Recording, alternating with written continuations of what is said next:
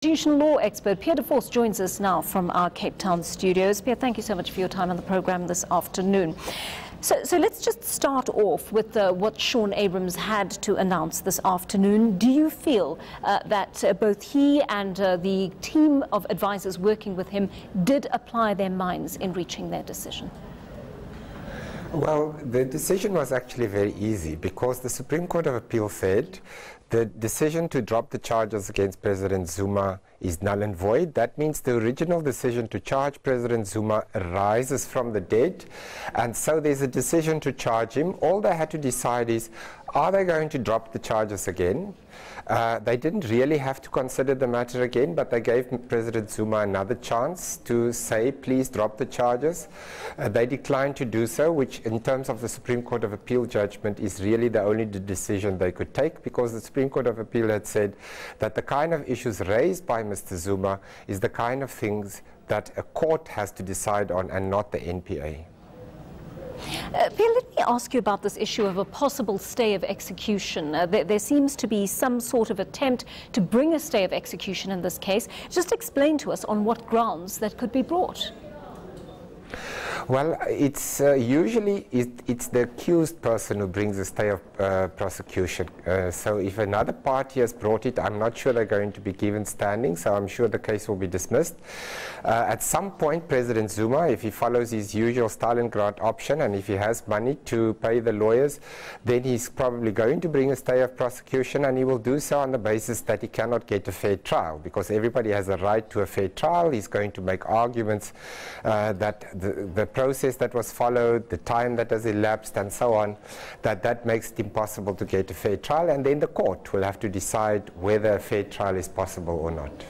Just explain to us where we go from here. I mean, it sounds like a very long, complicated process. How easy is it to prepare a trial of this nature that appears voluminous in terms of the legal documentation around it and the number of witnesses expected to testify? Yes, well, I'm not involved in the case myself, so I'm a little bit hesitant, but it clearly is a big endeavor.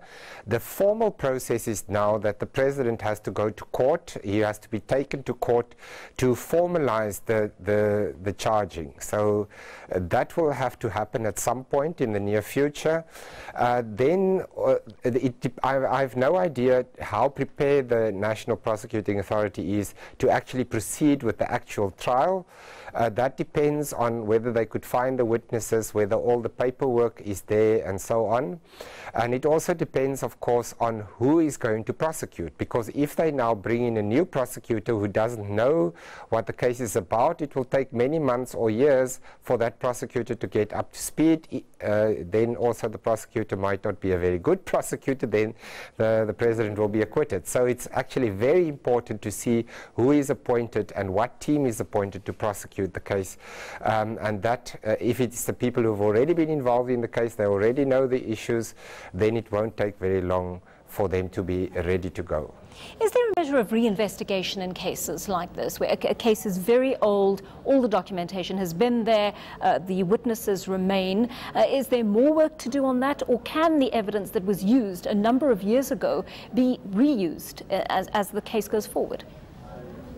Well, if the evidence was prepared, the witnesses was lined up and so on, they can just use the same evidence. Of course, they will have to make an assessment, and that's up to a prosecutor. It's not for me to say. It's up to the prosecutors to decide whether they need to bolster their case, whether there are weaknesses in the case. Then they can, of course, try and get new witnesses, new evidence, new paper evidence, and so on.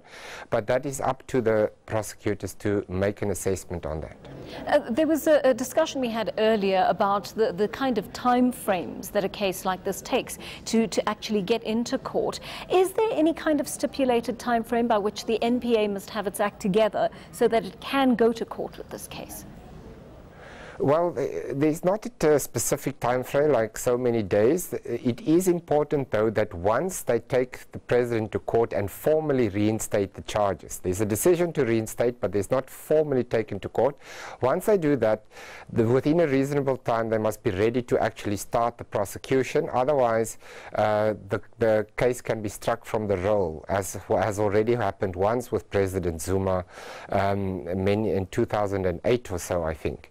So they have to get their ducks in a row before they actually formally reinstate the charges against President Zuma. Can charges be added as the EFF has requested? That I'm not so sure. You know, that's a procedural issue, and that's not really my area of expertise, so I'm rather not going to comment on that. All right, thank you very much for your insight, though, Professor Pierre de Vos. You've unpacked that very well for us. He's a constitutional law expert at UCT.